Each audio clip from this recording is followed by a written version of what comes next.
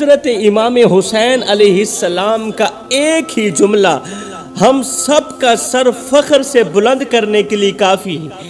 آپ نے فرمایا اے یزید، میں تیرے جیسے پلید کے ہاتھ میں ہاتھ دے کر نانا کی امت کو رسوا نہیں کرنا چاہتا۔ میں تیرے جیسے یزید اور شرابی کے ہاتھ میں ہاتھ دے کر نانا کی امت کو رسوا نہیں کرنا چاہتا۔ کربلا کی سرزمین آج بھی پکار پکار کر کہتی ہے کہ دنیا کی سب سے بڑی فتح تلوار سے نہیں بلکہ کردار سے حاصل ہوتی ہے۔ کربلا کی سرزمین آج بھی پکار پکار کر کہہ رہی ہے، اے لوگو ذرا سوچو، ایک طرف تخت تھا، تاج تھا، لشکر تھا، حکومت تھی، دولت تھی، اور دوسری طرف حسین تھے جن کے پاس حق تھا اور حق بھی تنہا کھڑا تھا۔ حسین بھی تنہا چند سپاہیوں کے ساتھ، چند وفاداروں کے ساتھ، حسین بھی تنہا کھڑے تھے اور آپ کے ساتھ جو حق کھڑا تھا وہ بھی تنہا کھڑا تھا۔ اور میرے بادشاہ حسین کے دل میں دین کا درد تھا، نانے کے دین کا درد تھا۔ حسین چاہتے تو دنیا کی ہر آسائش ان کے قدموں میں ڈال دی جاتی، مگر وہ جانتے تھے کہ جو شخص اپنے ضمیر کا سودا کر لے وہ زندہ رہ کر بھی مر جاتا ہے، وہ زندہ رہ کر بھی مر جاتا ہے۔ جو شخص اللہ کی رضا کو ٹھکرا دے اس کا دنیا میں آنا نہ آنے کے برابر ہوتا ہے۔ یزید نے کہا اے حسین، تو میری بیعت کر لے، اپنا ہاتھ میرے ہاتھ میں دے دے، تو بھی بچ جائے گا، تیرے بچے بھی بچ جائیں گے۔ یزید کا یہ پیغام سن کر امام حسین نے اپنے دونوں ہاتھ اٹھائے، فرمایا ان ہاتھوں کو دیکھا ہے، ان ہاتھوں کو میرے نانے محمد نے چوما ہے، اور ایک بار نہیں بار بار چوما ہے۔ یہ ہاتھ کٹوا تو سکتا ہوں مگر یزید کی بیعت نہیں کر سکتا، یہ ہاتھ کٹوا تو سکتا ہوں مگر یزید کے ہاتھ میں، شرابی پلید کے ہاتھ میں ہاتھ نہیں دے سکتا۔ اللہ اکبر، کیسا منظر ہوگا جب حسین نے دنیا کو یہ پیغام دیا کہ میں اپنی گردن کٹوا سکتا ہوں مگر باطل کے سامنے گردن جھکا نہیں سکتا، میں اپنے خون سے ریت کو سرخ کر سکتا ہوں مگر ظالم کے ہاتھ پر اپنا ہاتھ نہیں رکھ سکتا، بیعت نہیں کر سکتا۔ کتنی عجیب بات ہے کہ ظالم اپنے لشکروں کے ساتھ آیا تھا، ظالم اپنی طاقت کے ساتھ آیا تھا اور تاریخ کے اندھیروں میں ایسے دفن ہو گیا، ایسے گم ہو گیا کہ آج اس کا کوئی نام لینا گوارا نہیں کرتا، جبکہ حسین صرف چند وفادار ساتھیوں کے ساتھ آئے تھے۔ آج کئی صدیاں گزر گئی، آج بھی حسین کا غلام دنیا کے آخری کونے میں بیٹھ کر کہتا ہے، کیا کہنے میرے بادشاہ حسین تیری وسعت کے، کہ پوری کائنات کے اندر اتنے لوگ یزید کے نام پر جینے کو تیار نہیں جتنے لوگ تیرے نام پر مرنے کو تیار ہیں۔ یزید تو تخت پر تھا مگر اس کی عزت کچرے کے ڈھیر پر تھی، ایک طرف ہزاروں کی فوج تھی، دوسری طرف تنہا حسین تھا جو دنیا کے اندھے ضمیر کو آئینہ دکھا رہا تھا کہ حسین کو اگر حکومت چاہیے ہوتی تو وہ مدینے کا امن چھوڑ کر، مدینے کی حکومت چھوڑ کر تپتے صحرا میں نہ آتے۔ وہ جانتے تھے کہ یزید کی بیعت کا مطلب صرف ایک سطر لکھنا نہیں، نبی کے دین پر مہر لگانا بھی ہے۔ امام حسین نے کہا جس دین میں یزید خلیفہ ہو وہاں حسین کا خاموش رہنا حرام ہے۔ علل اعلان کہا تھا جس دین میں یزید خلیفہ ہو، شرابی خلیفہ ہو، وہاں حسین کا خاموش رہنا جرم ہے۔ مدینے کی وہ رات جب بی بی زینب نے اپنے بھائی سے پوچھا، بھائی کیا ہم واپس لوٹیں گے؟ بھائی حسین نے سر جھکا کر کہا، ہم لوٹیں گے ضرور، واپس آئیں گے ضرور مگر کفن میں آئیں گے، ہم لوٹیں گے مگر خیمے جلتے ہوئے ہوں گے۔ اور وقت گواہی دے گا کہ حق کی قیمت کیا ہوتی۔ حسین نے حج کے احرام کو عمرے میں بدلا اور فرمایا میں طواف کعبہ سے نہیں طواف شہادت سے لوٹوں گا۔ کوفہ والوں نے ہزاروں خطوط لکھے، اور نے راستہ روکا، پانی نہ دیا، پانی بند کر دیا۔ حسین نے کہا تیری جنگ میرے ساتھ ہے، میرے بچوں کو کیا قصور ہے؟ تمہاری جنگ میرے ساتھ ہے، میرے بچوں کے ساتھ نہیں ہونی چاہیے، میرے بچوں کو پانی دو۔ اور خاموش کھڑا رہا جیسے ضمیر اپنی قبر میں لیٹ چکا ہو۔ 7 محرم کو پانی بند کیا گیا۔ 3 دن کے پیاسے بچے خیمے کے کنارے آسمان کی طرف دیکھ رہے تھے۔ یزید لاکھوں کا لشکر لے کے آیا تھا، اس کا غرور آسمان سے باتیں کر رہا تھا، اس کے قدموں کے نیچے زمین کانپ رہی تھی۔ وہ ہنکار مار کر کہتا تھا میں حسین کو ایسے مٹا دوں گا کہ نہ حسین کا نام بچے گا، نہ کوئی نشان باقی رہے گا۔ میں حسین اور اس کے ساتھیوں کی یاد تک کو دفن کر دوں گا۔ مگر پھر کچھ یوں ہوا کہ علی کے لال نے ایسا گندا کر کے ہرایا یزید کو، ایسا گندا کر کے ہرایا یزید کو کہ آج 14 صدیاں بعد بھی پوری کائنات کے اندر اتنے لوگ یزید کے نام پر جینے کو تیار نہیں جتنے لوگ مولا حسین کے نام پر مرنے کو تیار ہیں۔ پوری کائنات کے اندر اتنے کسی کے گھر نہیں جتنے میرے پیر امام حسین کے گھر ہیں۔ آج صدیاں گزر چکی ہیں، یزید کا نام لینے والا شرماتا ہے۔ یزید کے نام پر جینا تو دور کی بات، ہم تو یزید کا تذکرہ بھی گالی کے بغیر نہیں کرتے، کیونکہ یزید وہ بدنما داغ ہے جسے تاریخ نے بھی قبول کرنے سے انکار کر دیا ہے۔ یزید مٹ گیا، یزید کا محل کھنڈر میں بدل گیا، مگر حسین کی کربلا آج بھی ہمارے لیے جنت سے کم نہیں ہے۔ کربلا سے لے کر آج تک کسی بھی ماں نے اپنے بیٹے کا نام یزید نہیں رکھا، کیونکہ یہ نام گالی سے بھی زیادہ گندا ہے۔ کسی بھی ماں نے اپنے بیٹے کا نام یزید نہیں رکھا۔ آج بہت سے لوگ یزید کا دفاع کرنے کی کوشش کر رہے ہیں۔ میں کہتا ہوں اگر یزید تمہیں اتنا ہی سچا اچھا لگتا ہے تو پھر اپنی اولاد کا نام بھی یزید رکھ لو، اپنے پیاروں کا نام بھی یزید رکھ لو، اور ساتھ میں دعا بھی کرتے رہنا کہ اللہ تعالیٰ قیامت کے دن تمہیں یزید کے ساتھ اٹھائے۔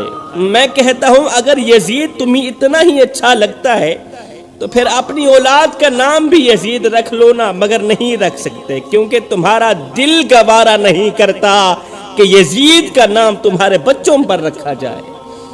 اور حسین کی محبت کا عالم یہ ہے کہ ہمارے محلے کی ان پڑھ عورت جس نے نہ کبھی تقریر سنی نہ کبھی حسین کے بارے میں کچھ پڑھا، وہ جب اپنے بچے کو گھٹی دیتی ہے نا تو کہتی ہے میرے بیٹے کو گھٹی دینا تو حسین کے نام کی دینا۔ اماں نہ تو نے حسین کے بارے میں پڑھا، نہ تو نے حسین کی تاریخ پڑھی، پھر اپنے بچے کو حسین کے نام کی گھٹی کیوں دلوا رہی ہو؟ وہ کہتی ہے میں ان پڑھ ضرور ہوں مگر اتنا ضرور جانتی ہوں کہ جن کا نام حسین ہو تاریخ انہی بہادروں میں لکھتی ہے۔ ان پڑھ ضرور ہوں مگر اتنا ضرور جانتی ہوں کہ جن کا نام حسین ہو نا تاریخ انہی بہادروں میں لکھتی ہے۔ آج کے اس بیان میں ہم بات کریں گے کہ آخر امام علی مقام حضرت امام حسین علیہ السلام نے اپنا سر کٹوانے میں دیر ہی کیوں کی، اپنی شہادت کو آخر میں کیوں رکھا، آپ آخر میں شہید کیوں ہوئے، آخر اپنا سر کٹوانے میں دیر کیوں کر دی؟ یزید کا ٹارگٹ تو صرف حسین تھا، اگر حسین شروع میں شہید ہو جاتے تو کربلا لگتی ہی نہ۔ آخر آپ نے اپنی شہادت کو سب سے آخر میں کیوں رکھا جبکہ یزید کا اصل ٹارگٹ خود حسین ہی تھے؟ اگر امام حسین سب سے پہلے شہید ہو جاتے تو باقی قافلہ سلامت رہتا، کوئی شہید نہ ہوتا، سب کے سب زندہ بچ جاتے۔ اور تاریخ بھی گواہی دیتی ہے کہ امام حسین کی شہادت کے بعد کوئی بھی شہید نہیں ہوا۔ تو اس کا مطلب یہ ہے کہ یزید کو دشمنی اسلام سے نہیں صرف اور صرف حسین کے ساتھ تھی۔ یزید کی دشمنی اسلام سے نہیں تھی، دین سے نہیں تھی، یزید کی دشمنی صرف حسین سے تھی۔ یزید صرف اسی وقت رکا تھا جب حسین کا سر نیزے پر بلند کیا گیا تھا۔ اس کا مطلب یہ ہے کہ یزید کا ہدف صرف ایک ہی تھا، وہ تھا حسین۔ تو جب یہ حقیقت امام حسین پر بھی واضح تھی کہ میرے بعد کوئی اور شہید نہیں ہوگا، تو پھر کیوں آپ نے خود کو سب سے آخر میں شہید کروایا؟ جب آپ جانتے بھی تھے کہ اگر میں سب سے پہلے شہید ہو جاؤں تو میرے بعد کوئی بھی شہید نہیں ہوگا، تو پھر آپ آخر میں شہید کیوں ہوئے؟ اس کا جواب حسین کے عمل سے ہی ہمیں مل جاتا ہے، آپ کی حکمت سے، آپ کی زبان حال سے ہمیں مل جاتا ہے۔ دراصل امام حسین یزید کو موقع دے رہے تھے، اور ایک بار نہیں بار بار موقع دے رہے تھے۔ وہ کہہ رہے تھے اے یزید، جو علی اکبر کا قاتل ہے وہ قاتل مومن ہے، جو علی اصغر کا قاتل ہے وہ قاتل مومن ہے، جو عباس کے بازو کاٹتا ہے وہ بھی قاتل مومن ہے، جو علی اصغر کی حلق میں تیر مارتا ہے وہ بھی قاتل مومن ہے، مگر میں حسین ہوں، تجھے ایک ایک لمحہ دے رہا ہوں تاکہ تو پلٹ آ، تو سمجھ جا، تجھے سمجھا رہا ہوں کہ مومنوں کے قاتل شاید قیامت کے دن اللہ کی رحمت سے بخش دیے جائیں، مگر دین کے قاتل کبھی معاف نہیں کیے جائیں گے، اور میں حسین ہوں، دین محمد کی آخری نشانی ہوں۔ اے یزید، میں تجھے وقت دے رہا ہوں کہ شاید تو رک جائے، شاید تیرا ضمیر جاگ جائے، شاید تو پلٹ آئے، لیکن یزید کا مقدر تو سیاہ ہو چکا تھا۔ اور حسین نے اپنی شہادت کو آخر میں اس لیے رکھا تاکہ قیامت کے دن کوئی یہ نہ کہہ سکے کہ حسین جلد بازی میں گئے تھے، حسین جلد باز ہو گئے تھے، یا صرف اپنی جان بچانے کے لیے نکلے تھے۔ نہیں، حسین نے ہر پیارے کو، ہر رشتے کو، ہر ساتھی کو قربان کر کے اپنی جان کو سب سے آخر میں دے کر یہ ثابت کر دیا کہ وہ خود ہی دین تھے، اور دین آخر میں ہی قربان ہوتا ہے۔ اللہ اکبر۔ حضرت امام زین العابدین، حضرت امام زین العابدین کربلا کے وہ شخص ہیں جنہوں نے کربلا کا سارا منظر اپنی آنکھوں سے دیکھا۔ اے کاش کوئی امام زین العابدین کے دل سے پوچھتا کہ کربلا کیا ہے، وہ بتاتے کہ کربلا وہ درد ہے جسے ایک بار آنکھیں دیکھ لیں تو عمر بھر نیند نہ آئے، کربلا وہ زخم ہے جو ایک بار سینے میں اتر جائے تو زندگی بھر نہیں بھرتا۔ جب لوگ اپنے باپ کے سائے میں جوان ہوتے ہیں، امام زین العابدین نے اپنے باپ کا خون ریت کربلا میں بکھرتا ہوا دیکھا۔ جب لوگ اپنے خاندان کے ساتھ عیدیں مناتے ہیں، امام زین العابدین نے اپنے خاندان کے جنازے ایک ایک کر کے اپنے کندھے پر اٹھائے، اپنے خاندان کے جنازے ایک ایک کر کے اپنی ان آنکھوں سے دیکھے۔ کربلا صرف ایک واقعہ نہیں، امام زین العابدین کے دل میں زندہ رہنے والا وہ درد ہے جس درد نے زین العابدین کو جوانی میں ہی بوڑھا کر دیا۔ کربلا کی اس دردناک واقعے کے بعد حضرت امام زین العابدین کبھی مسکرائے نہیں تھے۔ آپ جب بھی نماز پڑھتے، جب بھی سجدے میں جاتے تو رو کر کہتے، اللہ میرے باپ کی قربانی قبول کرنا، اللہ میرے باپ کی قربانی کو قبول کرنا۔ کسی نے حضرت امام زین العابدین سے پوچھا، حضرت آپ ہر وقت روتے رہتے ہیں، ہم نے کبھی آپ کو ہنستے مسکراتے ہوئے نہیں دیکھا، کبھی آپ کے چہرے پر خوشی نہیں دیکھی، آخر وجہ کیا ہے؟ آپ ہر وقت کیوں روتے رہتے ہیں؟ امام زین العابدین کی آنکھیں بھر آئیں۔ آپ نے فرمایا، حضرت یعقوب علیہ السلام کا ایک بیٹا یوسف گم ہوا تھا، باپ سے جدا ہوا تھا ایک بیٹا۔ یعقوب علیہ السلام اتنا روئے ایک بیٹے کی جدائی میں، اتنا روئے ایک بیٹے کے صدمے میں، اتنا روئے کہ ان کی آنکھوں سے روشنی چلی گئی، نابینا ہو گئے۔ لوگوں، یعقوب علیہ السلام ایک بیٹے کی جدائی برداشت نہ کر سکے، میں نے تو اپنی ان آنکھوں کے سامنے اپنے باپ کو شہید ہوتے دیکھا، اپنے باپ کا سر تن سے جدا ہوتے دیکھا ہے۔ میں نے علی اکبر جیسے شہزادے کو کربلا کی تپتی ریت پر گرتے دیکھا ہے۔ جب مجھے علی اصغر کی پیاس یاد آتی ہے تو میری روح کانپ جاتی ہے۔ جب مجھے خیموں سے اٹھتی ہوئی آہیں یاد آتی ہیں تو میری آنکھوں سے آنسو نہیں رکتے۔ کربلا کا وہ لمحہ جب سب کچھ قربان ہو چکا تھا، جب علی اکبر کی جوانی مٹی میں دفن ہو چکی تھی، جب علی اصغر کا لہو آسمان کے پردے کو چیر چکا تھا، جب عباس کے بازو کٹ چکے تھے، جب بیبیوں کے خیمے جل چکے تھے اور بچوں کی چیخیں صحرا کی فضا میں گونج رہی تھی، تب امام علی مقام امام حسین کا آخری لمحہ آیا۔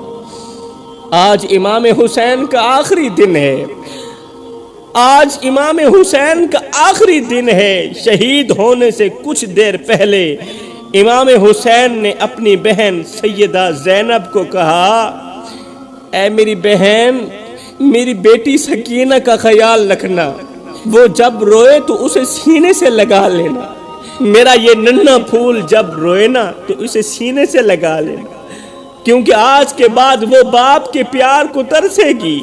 جب رات کے سناٹے میں میری سکینہ، میری ننھی بیٹی اٹھ کر پوچھے کہ میرے بابا کہاں ہیں تو اسے جھوٹ مت بولنا، بس اسے اپنے آنچل میں چھپا لینا، اور اگر میری بیٹی ضد کرے کہ میں نے اپنے بابا کے ساتھ ہی سونا ہے تو فوراً اسے اپنے پہلو میں سلا لینا، کیونکہ میری سکینہ کو میرے بغیر نیند نہیں آتی، کیونکہ وہ تو سوتی بھی میری انگل پکڑ کے ہے کہ کہیں میرے بابا چلے نہ جائیں۔ اور اگر میری بیٹی میرے سر کی چادر مانگے تو اسے میں حسین کے سجدے کی مٹی دے دینا۔ جب میری بیٹی میرے سر کی چادر مانگے نا تجھ سے تو اسے میں حسین کے سجدے کی مٹی دے دینا۔ انشاءاللہ میرے سجدے کی مٹی میری بیٹی کو سکون دے گی۔ جس سجدے پہ پیشانی رکھ کے میں سبحان ربی الاعلیٰ سبحان ربی الاعلیٰ پڑھتا پڑھتا اس دنیا سے جاؤں گا نا، میں یقین سے کہتا ہوں جب میری بیٹی کے ہاتھ میں میرے سجدے کی مٹی دو گے نا تو انشاءاللہ میرے سجدے کی مٹی میری بیٹی کو سکون دے گی۔ اگر میری سکینہ کربلا کی خاک میں بیٹھ کر مجھے آواز دے تو آسمان کی طرف انگل اٹھا کر اسے کہنا کہ اے سکینہ، تمہارے بابا وہی ہیں جو اسی خاک پر اپنا سب کچھ قربان کر کے گئے ہیں۔ اگر میری بیٹی کبھی خاموش بیٹھے تو سمجھ جانا وہ باپ کی محبت کو یاد کر رہی ہے، اور اگر وہ سسک سسک کر روئے تو بس اسے اپنے دل سے لگا لینا، اور میری بیٹی کو صبر کی تلقین کرنا، کیونکہ صبر کرنے والے لوگ میرے اللہ کو بہت پسند ہیں۔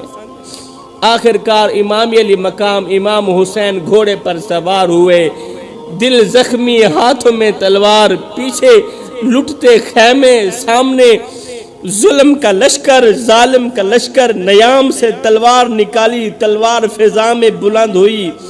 جب تلوار فضا میں بلند ہوئی تو صحرا کی ہوا رک گئی، وقت تھم گیا، ریت نے سانس لینا چھوڑ دی۔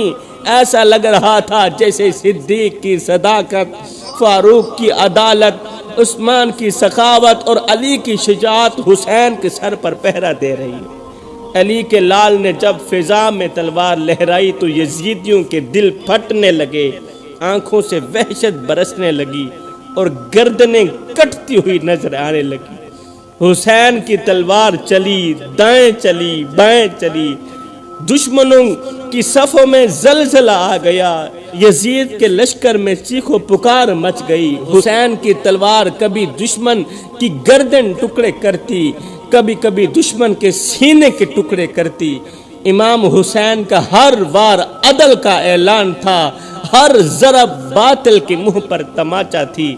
یزیدی گھوڑے سمیت گرتے جا رہے تھے، یزیدی لشکر گھوڑے سمیت گرتے جا رہے تھے، آوازیں بلند ہو رہی تھیں، رکو، یہ کوئی عام سپاہی نہیں، یہ محمد کا نواسا ہے، یہ محمد کا سپاہی ہے، یہ وہ ہے جس کے قدموں کی خاک جنت کی داد سے بہتر ہے۔ یہ وہ ہے حسین کی تلوار چلتی رہی، یزیدیوں کے گلے کاٹتی رہی۔ اب اس تلوار کو کوئی نہیں روک سکتا، اب اس تلوار کو کوئی نہیں روک سکتا، مگر اچانک امام حسین کی تلوار رک گئی، امام حسین کی تلوار رک گئی۔ یزیدیوں میں ہلچل مچ گئی۔ جس تلوار کو پیاس نہ روک سکی، جس تلوار کو بھوک نہ روک سکی، جس تلوار کو علی اکبر کی لاش نہ روک سکی، وہ تلوار اچانک کیسے رک گئی؟ اس لیے کہ نماز کا وقت ہو گیا تھا۔ امام حسین نے قیام کیا، رکوع کیا۔ جب آپ سجدے میں گئے تو ظالموں نے حسین کے سر تن سے جدا کر دیا۔ انا للہ و انا الیہ راجعون۔